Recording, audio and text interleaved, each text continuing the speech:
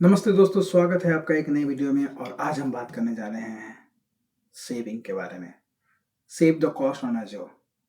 अगर आपके पास बहुत सारा डेटा है जिसको आपको क्लाउड पे मूव करना है, क्लाउड स्टोरेज अकाउंट में मूव करना है, एज़्योर स्टोरेज अकाउंट में मूव करना है, आपको एआई वर्कलोड के रिगार्डिंग डेटा मूव करना है, या आप माइग्रेशन कर रहे हो from on prem to Azure या किसी दूसरे क्लाउड टू एज़्योर, तो आप कैसे पैसे बचा सकते हो, कैसे कॉस्ट ऑप्टिमाइज कर सकते हो।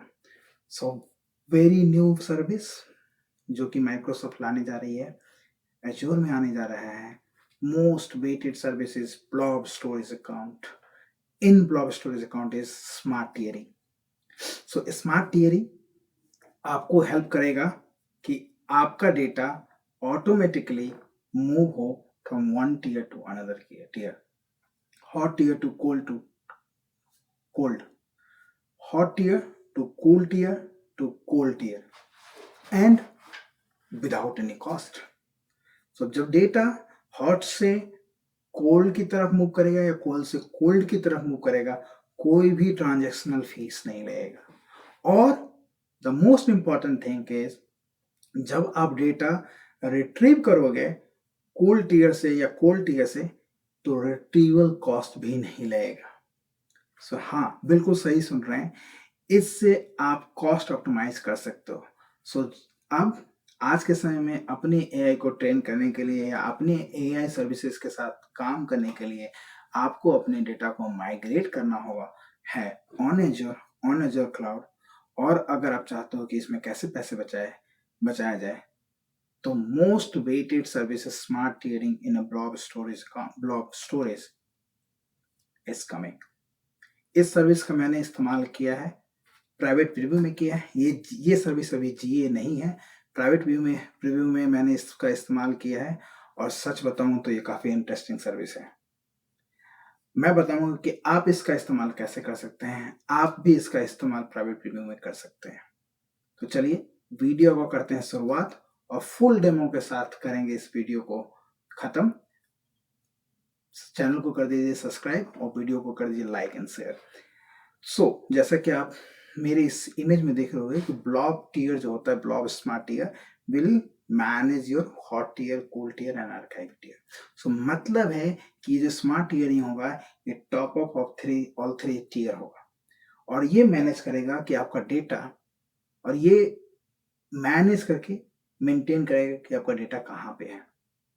ठीक है, जैसा कि कई सारे रिपोर्ट्स में देखा गया है, कई सारे रिपोर्ट्स में देखे गए हैं कि अगर आप डेटा मूव करते हो, अगर आप मूव करते हो from from smart tiering, from hot tier to cold tier, तो आप सेविंग ज़्यादा कर सकते हो। जैसे कि इस रिपोर्ट में ये आप ग्राफ समझोगे तो आप शुरुआत करते हो, ज़्यादा से ज़्यादा डेटा आपके हॉट टियर में होते हैं, cold tier and archive tier में डेटा कम होते हैं। लेकिन जैसे जैसे ग्रेजुअली आप इसको ऑप्टिमाइज करोगे, तो आपका डेटा हॉट टियर से आर्काइव टियर में ज़्यादा बढ़ता जाएगा। सो जैसा कि आप इस ग्राफ में देख सकते हो कि हॉट टियर में डाटा रेड कलर के में डेटा जाता है, ग्रीन, ब्लू एंड ग्रीन इसमें डेटा कम है। ये hot, cold and archive tier consider कर सकते हो इसको। और जैसे जैसे जब 100% आप मूव करते हो, तो डेटा आपके इस सिनारियोज में होते हैं। लेकिन जब आपको डेटा रिट्रीव करने होते हैं कूल से या कोल्ड से, तो आपको रिट्रीवल चार्ज लगता है। या जब डेटा मूव होता है from hot tier to cold and cold to cold, तो आपको कॉस्ट देने पड़ते हैं। तो स्मार्ट टियरिंग के थ्रू ये कॉस्ट से आप बच सकते हैं।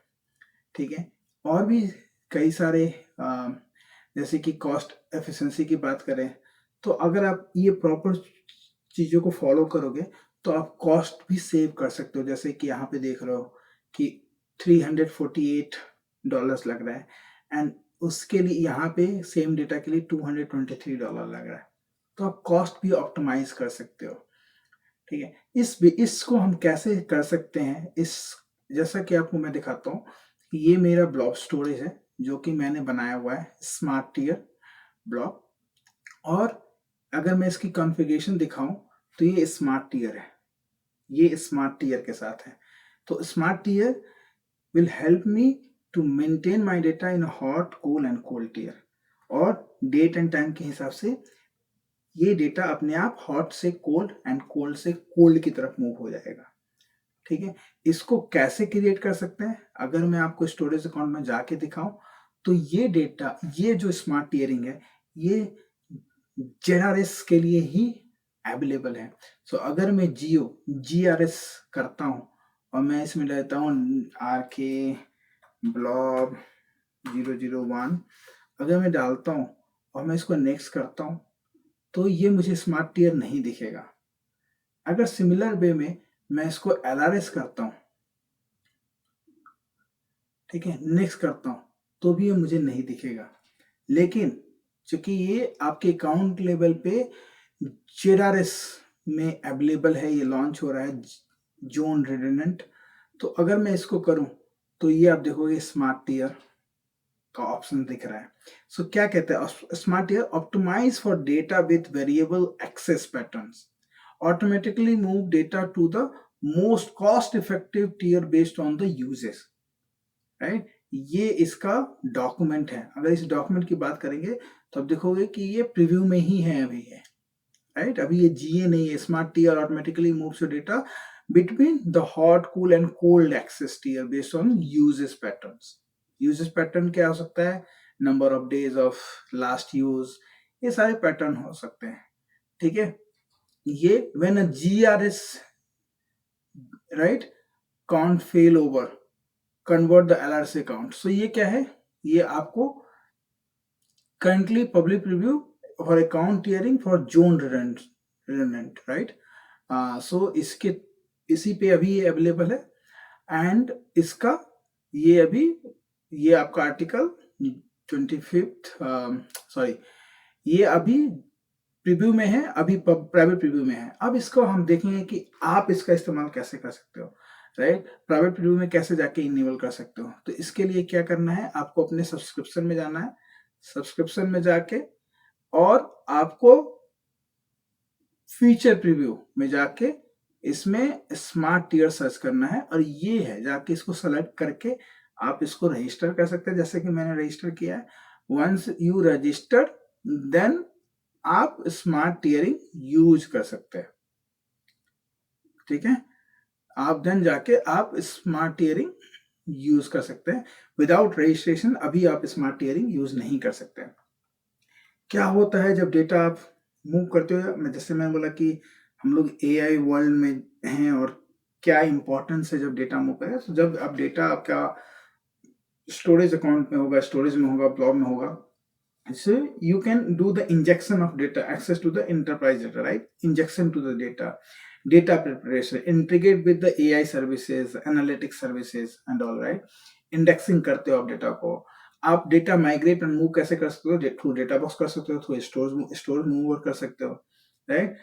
आप किस किस सर्विसेज के साथ काम सकते हो? डेटाबेस के साथ काम कर सकते हो, फाउंड्री के साथ काम कर सकते हो, ठीक है। डिफरेंट अदर AI सर्विसेज के साथ काम कर सकते हो। फिर उस पे आपका डेटा है तो उसमें क्या कर सकते हो? आप सिक्योरिटी लगा सकते हो, blob defender for storage use कर सकते हो, for security, for XDR, right, use कर सकते हो।